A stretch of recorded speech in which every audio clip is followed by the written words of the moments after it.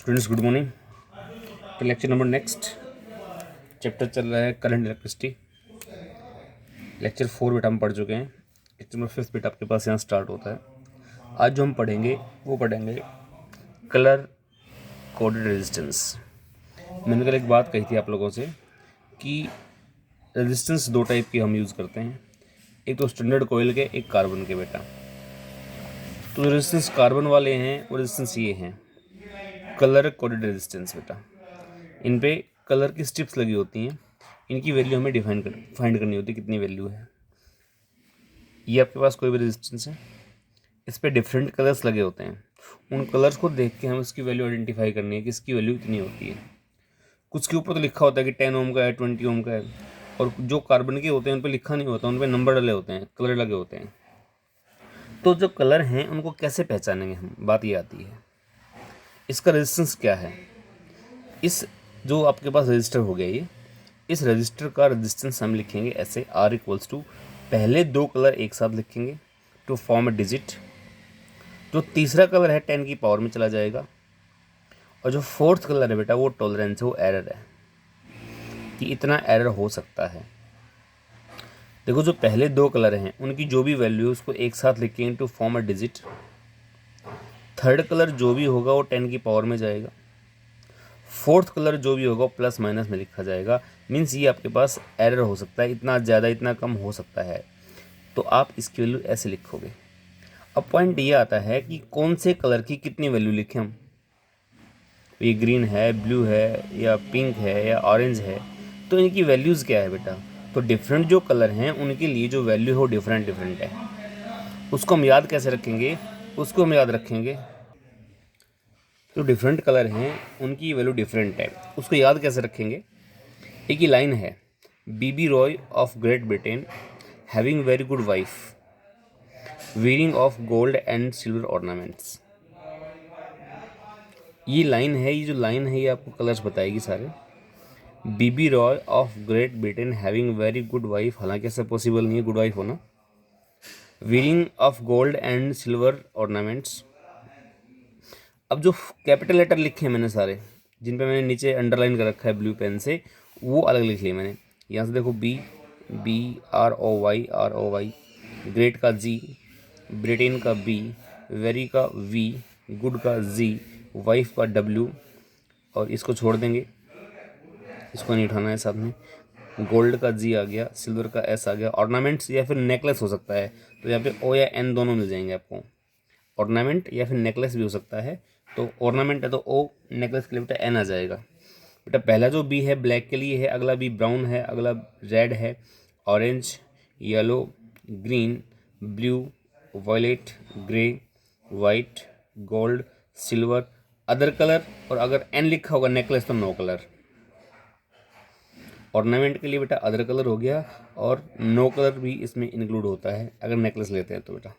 Counting start 0 से करेंगे, कुछ बच्चे 1 से करते हैं, तो 0 से करेंगे तो 0, ब्लैक के लिए 0, ब्राउन के लिए 1, रेड के लिए 2, ऑरेंज के लिए 3, येलो के लिए 4, ग्रीन के लिए 5, ब्लू के लिए 6, वॉलेट के लिए 7, ग्रे के लिए 8, और वाइट के लिए 9।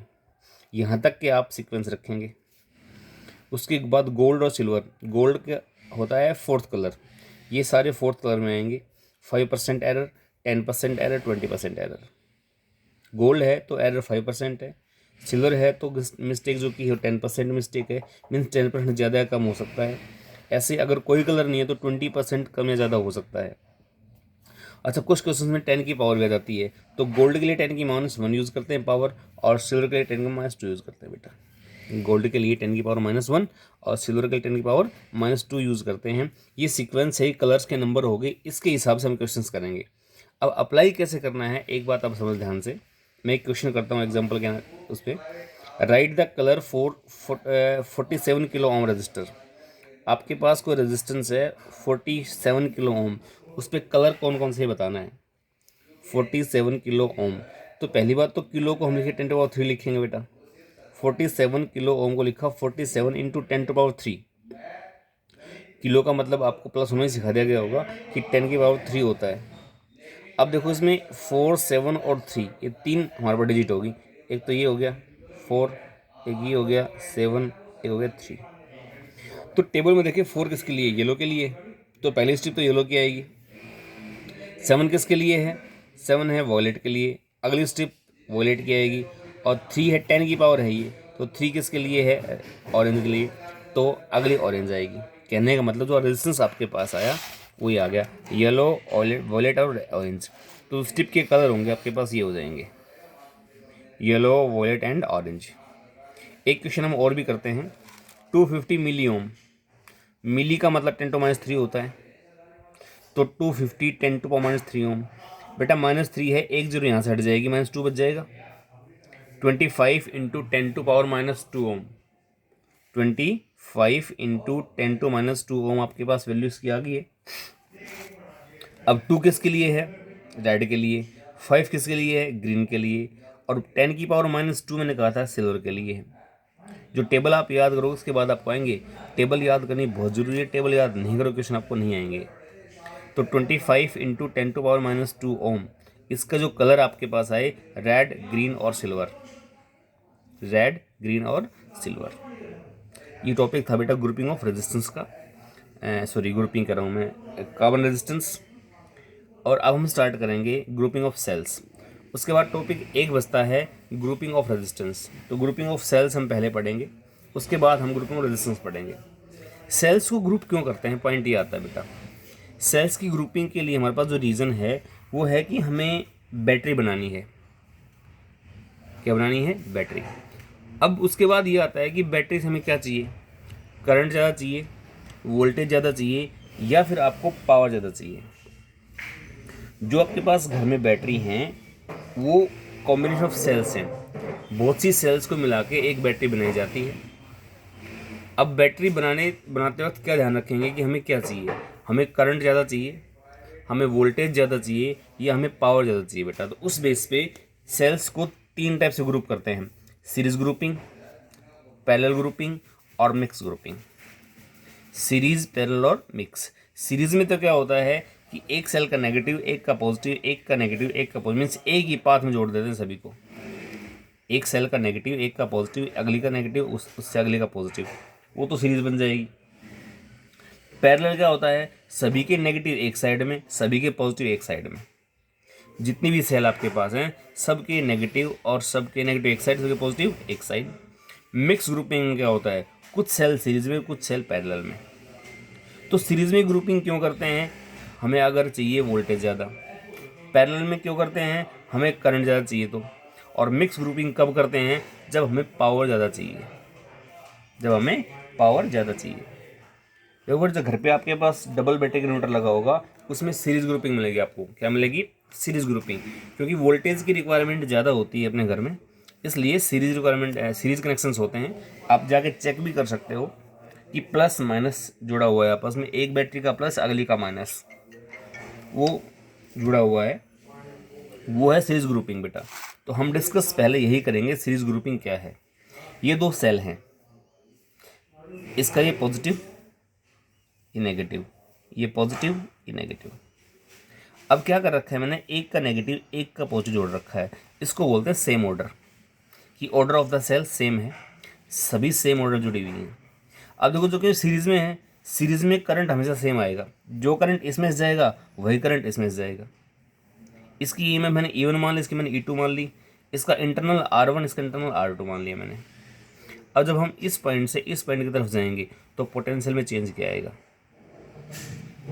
भाई यहाँ से हम यहाँ जा रहे हैं बेटा, तो VB इसका पोटेंशियल, आगे बढ़ो ये सेल आएगी माइनस का E2 प्लस का IR2 माइनस का E1 और प्लस का IR1। वही किरचॉफ रूल वाली बात है ना जो आपने कैपेसिटर में पढ़ा था। यहाँ से बेटा हम यहाँ आ जाएंगे, तो जो आपके पास पोटेंशियल डिफरेंस है यहाँ से शुरू हो गए VB इसका पोटेंशियल, जब आगे बढ़ोगे इस सेल का EMF माइनस का E2, अब इस करंट की रेजिस्टेंस की मल्टीप्लाई प्लस IR2, उसके बाद हम और आगे बढ़ेंगे, माइनस E1 इसका आएगा, फिर इन दोनों की मल्टीप्लाई प्लस IR1 आएगा, इक्वल टू क्या होना चाहिए, इसका पोटेंशियल। अब V को इधर ले आओ, VB माइनस V सारे उधर पहुंच जाएंगे, तो E2 उधर जाके प्लस का हो गया, E1 भी प्लस का हो गया, ये दोनों किसके हो गए, माइनस के हो गए। इनमें से आई माइनस आई कॉमन है,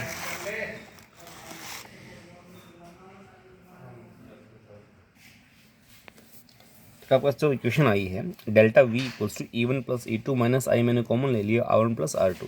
अब इसको कंपेयर करना है with the equation of terminal potential difference. वो क्या होती है, v equals to E equivalent minus I into R equivalent. देखो ये इक्वेशन जो पढ़ी थी आपने last time, v equal to E minus I R, याद करो उसी को लिखा है मैंने, v equals to E equivalent minus I into R equivalent. अब अगर मैं इन दोनों कंपेयर करता हूँ तो ये तो आपके पास हो गया ई इक्वलेंट और ये आपके पास हो गया आर इक्वलेंट। भाई आई की जगह पे आई है, वी अपॉन वी भी है, तो ई इक्वलेंट आ गया E one plus E two, R equivalent आ गया R one plus R two. Order of the cell same है उस केस में आएगा। अगर ऑर्डर अपोजिट कर दूँ, मतलब बैटरी हमने जो जोड़ी हैं वो जोड़ दी रिवर्स डायरेक्शन में, कैसे, एक का नेगेटिव और अगले का नेगेटिव, हमने दोनों के नेगेटिव ऐड कर दिए। देखो ध्यान से डायग्राम रहा, पहले क्या था, इसका नेगेटिव इसका पॉजिटिव था बेटा, अब इस सेल का मैंने चेंज कर दिया, तो अगर दोनों के नेगेटिव नेगेटिव आपने जोड़ दिए तो क्या होगा, रिजल्टेंट वोल्टेज कम हो जाएगा, R one resistance R two resistance. अब जो इक्विवेलेंट आपके पास ईएमएफ आएगी यहाँ पे नेगेटिव हो जाएगा, E one minus E two. ये कब है, जब ई वन ज़्यादा है, अगर ई टू ज़्यादा होता तो यहाँ पे ई टू माइनस ई वन लिखता मैं, रेजिस्टेंस इक्विवेलेंट उतना ही रहेगा। तो ध्यान है, जब ऑर्डर सेम है तो ईएमएफ ऐड हो रही है, जब ऑर्डर अपोजिट है तो ईएमएफ डिफरेंस आएगा, बीच में नेगेटिव साइन आ जाएगा। ये कॉन्सेप्ट न्यूमेरिकल्स में न्यूमेरिकल्स हमारे काम आएगा, ये प्लस और माइनस, क्योंकि क्वेश्चंस में क्या होगा, कुछ सेल्स का ऑर्डर सेम, कुछ का क्या होगा अपोजिट ऑर्डर होगा, तो वहाँ पे माइनस आपको लेना पड़ेगा। ये तो बात की मैंने दो सेल्स की। मान लो आपके पास बहुत सारी सेल हैं, we have N number of cells, तो इक्विवेलेंट ईएमएफ क्या आएगी, सभी को ऐड कर दिया मैंने, E one plus E two plus E three and so on up to E N. Resistance equivalent क्या आएगा, R one plus R two plus R three and so on R N.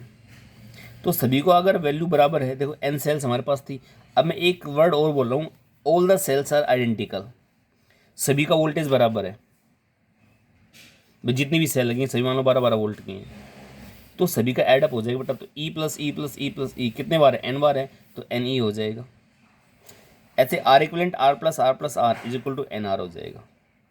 Order अगर same है तो आपके पास ये आ जाएगा, N sales है identical हैं, ईएमएफ आएगी एन ई, रेजिस्टेंस आएगा आर एन आर। अब इसमें एक पॉइंट ये आता है कि आपने एन सेल्स आपके पास हैं और एन सेल्स के बीच में कोई भी एक सेल गलती से रिवर्स ऐड कर दिया आपने, जब कनेक्शंस किए एन सेल्स के, तो एक सेल में आपने बाई मिस्टेक क्या कर दिया, उसको रोंगली कनेक्ट कर दिया, यानी कि नेगेटिव से क्या ऐड करना था पॉजिटिव, और हमने गलती से अगर नेगेटिव कर दिया, तो अब इस सर्किट की रिजल्टेंट पोटेंशियल क्या मिलेगी आपको, जो रिजल्टेंट आपके पास वोल्टेज आएगा वो कितना आएगा। देखो अगर हमारे पास ये सेल अपोजिट है तो इसकी वैल्यू माइनस की है, तो ये अपने साथ एक सेल को न्यूट्रल कर देगी, भाई ये माइनस का ये प्लस का ही, तो ये तो आपस में कैंसिल हो गए। इट मीन्स अगर एक सेल आपने गलत जोड़ दी सर्किट में तो दो सेल का काम खत्म हो गया। अब दो सेल हैं, ये तो काम करेंगे नहीं, बाकी आपकी काम करती रहेंगी। इसको आपने रॉन्ग कनेक्ट कर दिया है तो बेटा ये सेल इसको साथ ले जाएगी, माइनस ये प्लस, दोनों का जीरो हो जाएगा, बाकी बच गई। तो जब एक सेल है तो दो सेल खराब होती हैं, इसका मतलब इक्विवेलेंट क्या आएगा, एन ई माइनस टू ई। एक सेल खराब रोंग कनेक्ट किया आपने, रोंग कनेक्शन एक का था तो सेल दो कम करेंगे, N E minus to E, resistance उतना ही रहे, कोई फर्क नहीं पड़ेगा। ये तो मैंने एक सेल है, अगर एम सेल हैं, कितने हमारे पास हैं, एम सेल हैं और एम को गलत जोड़ दिया तो टू एम ई कम कर देंगे इसमें से, N E minus two M E, E common आ गया, N minus two M, resistance आपका बेटा सेम रहेगा। थोड़ा ध्यान रखिए इस बात को, न्यूमेरिकल्स में ऐसा होता है। ये सारे कॉन्सेप्ट न्यूमेरिकल्स के लिए बता रहा हूँ आप लोगों को मैं, कि कैसे कैसे क्या क्या प्रॉब्लम्स आती हैं। अगला आता है बेटा पैरेलल ग्रुपिंग, कि ग्रुपिंग पैरेलल में कैसे करेंगे। पैरेलल ग्रुपिंग में बताया था सभी का पॉजिटिव एक साइड में, नेगेटिव एक साइड में। देखो दो सेल थी, इसका पॉजिटिव इसका पॉजिटिव, ये दोनों एक साइड में आ गए, दोनों के जो नेगेटिव थे वो एक साइड में चले गए, इसको बोलते हैं पैरेलल ग्रुपिंग। अगर करंट ज़्यादा चाहिए तो ग्रुपिंग ये करेंगे हम, क्योंकि कुछ करंट ये बनाएगी, कुछ करंट ये बनाएगी, जितनी भी होंगी ऐसे सभी करंट बनेंगी और सारा करंट आके मिल जाना है, ऐड हो जाएगा, तो करंट की वैल्यू ज़्यादा हो जाएगी हमारे पास। मान लिया इसमें करंट I1, इसमें करंट कितना I2 आता है, टोटल करंट कितना होगा I1 प्लस I2, जो करंट I है equal to I1 plus I2, I equal to I1 plus I2। अब I1 I2 की वैल्यू निकालो। बेटा दोनों सेल्स हैं पैरेलल में, तो दोनों के अक्रॉस जो टर्मिनल पोटेंशियल डिफरेंस वो तो सेम रहेगा भाई। इस एंड पे और इस एंड पे जो पोटेंशियल डिफरेंस है वो तो सेम ही रहेगा, ठीक है। तो ये आपके पास दोनों पॉइंट हो गए, इसमें कहीं भी ऊपर जाओ कहीं भी आप नीचे हो पोटेंशियल डिफरेंस सेम रहेगा। तो पोटेंशियल का फॉर्मूला क्या होता है, V equal to E minus I R. यहाँ से I निकालना चाहूँगा मैं, तो देखो पहले आई आर को उधर ले जाऊँगा, फिर मैं E माइनस वी हो जाएगा और I आएगा डिवाइड बाई आर। इस इक्वेशन में मैंने I निकाल लिया, E minus V upon R. तो I1 क्या होगा E1 minus V upon are, I2 क्या होगा E2 minus V upon are. देखो मैंने यहाँ पे V1 V2 नहीं लिखा, यहाँ पे मैंने V1 और V2 नहीं लिखा, क्यों, क्योंकि पोटेंशियल सेम ही है, V रहेगा। अब I1 I2 की वैल्यू हम अगर फर्स्ट इक्वेशन में पुट कर दें तो I इक्वल्स टू ये I1 की वैल्यू किसकी I2 वैल्यू। बेटा एलसीएम लोगे, क्रॉस मल्टीप्लाई सोल्व करोगे यहाँ से इसको, और इसको V की फॉर्म में ले आओ, यहाँ से V अलग निकाल लो, क्रॉस मल्टीप्लाई करके एलसीएम लेके यहाँ से V निकालोगे। जब आप इसको सोल्व करोगे तो V आपके पास ये बचेगा E1 R2 plus E2 R1 upon R1 R2 minus I R1 R2 upon R1 plus R2। बेटा अब इसको कंपेयर करना है इस इक्वेशन से, इक्वलेंट वाली से, V equals to E equivalent minus I into R equivalent. अब इसका काम तो ये कर रहा है सारा का सारा, और इसका काम ये कर रहा है सारा का सारा। तो E इक्वलेंट कितना हो गया E1 R2 plus E2 R1 upon R1 R2। Are equivalent कितना हो गया R1 R2 upon R1 plus R2। Same order था, अगर ऑर्डर करोगे अपोजिट यहाँ आ जाएगा माइनस साइन, सिर्फ ऊपर वाले में ऑर्डर क्या है अपोजिट, ऊपर बेटा माइनस लग गया। ऑर्डर अपोजिट का मतलब क्या हो गया, ये हो गया इधर प्लस इधर माइनस था, इसका माइनस इसका प्लस कर दो, उल्टी कर दो सेल को नीचे वाली को, तो बीच में क्या आ जाएगा माइनस साइन आ जाएगा हमारे पास। अगर सेल्स आइडेंटिकल हैं तो इक्विवेलेंट ईएमएफ क्या होगी, ई रेजिस्टेंस होगा आर बाई एन। सीरीज और पैरेलल दोनों केस बेटा क्लियर हो चुके हैं। अब हम बढ़ते हैं मिक्स ग्रुपिंग की तरफ कि मिक्स ग्रुपिंग कैसे करेंगे। मिक्स ग्रुपिंग क्या करते हैं कि कुछ सेल तो सीरीज में और वैसे सेट बना के पैरेलल में। मेरे पास n सेल्स थी, उनको जोड़ दिया मैंने सीरीज में, और ऐसे ऐसे मैंने बहुत से सेट बना दिए, उनको जोड़ दिया पैरेलल में। तो बेटा पास ये है, फिर ये है, फिर ये है, जैसे असेंबली होती है सुबह अपनी ना, तो एक सेक्शन एक लाइन में, अगला सेक्शन एक लाइन में, अगला एक लाइन में, सारे 12th के सेक्शन है, और फिर उन सब के आगे मार्क कर दिया कि सारे 12th के सेक्शन है। तो इसका मतलब क्या हो गया, 1 2 3 ऐसे हो गए, ये तो सीरीज होगी इनके आपस में, और यूँ किसमें हो गए पैरेलल में। तो n सेल्स का मैंने जो सेट है वो जोड़ दिया सीरीज में, और ऐसे ऐसे जितने भी सेट थे उनको एक साथ करके जोड़ दिया पैरेलल में। अब इस एक पूरे सेट की ईएमएफ कितनी है, N E, because identical cell ले रखी है मैंने। इंटरनल कितना आएगा, R plus R plus R plus R N R. एक की बात कर रहा हूँ सिर्फ इस सिस्टम के में, एन आइडेंटिकल सेल्स वाला केस यूज़ कर रहा हूँ मैं यहाँ पे, एन ई और एन आर, ऐसे इसका एन ई एन आर, और यूँ है पैरेलल में। तो पैरेलल में क्या होगा, पोटेंशियल सेम रहेगा, ये वाला केस जितना एक का उतना सभी का रहेगा। तो एक का यहाँ ई एम एफ था, इसमें कितना था, एन ई था, तो ई इक्वलेंट आ गया N into E. R equivalent आएगा पैरेलल में भाई 1/nr 1/nr 1 कब तक, m टाइम, तो क्या आएगा m upon N R, last में उल्टा कर दोगे nr by M, nr by M. बेटा R equivalent total resistance of the circuit क्या हो गया, इन सभी का इंटरनल प्लस ये एक्सटर्नल, इन सभी का इंटरनल प्लस क्या हो गया ये एक्सटर्नल। तो एन आर बाई एम, और प्लस में मैंने जोड़ दिया एक्सटर्नल रेजिस्टेंस जो बाहर का है, जैसे कि फैन है आपका, कूलर है, टीवी है, जो भी है वो चीज़ ये है। ये सारी बैटरी हैं, और उस बैटरी को यूज़ कहाँ कर रहे हो, वो यहाँ पे आ गया। तो N R upon M plus R. तो बेटा आपके पास जो आई आ गया वो कितना, करंट कितना होता है, total voltage upon total resistance. Total voltage कितना है, ये वाला एन ई, टोटल रेजिस्टेंस कितना होगा, ये वाला N R by M plus R. LCM ले लो यहाँ से, एम ऊपर जाएगा यहाँ से एम आर और एम पहुँच गया N M E upon N R plus M are.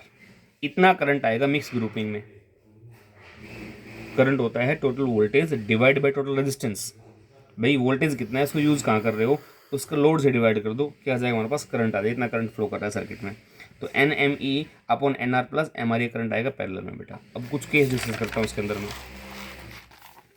अगर इंटरनल रेजिस्टेंस बहुत कम है, जो सेल का रेजिस्टेंस इंटरनल है वो बहुत कम है, तो उस केस में स्मॉल आर को हटा देंगे।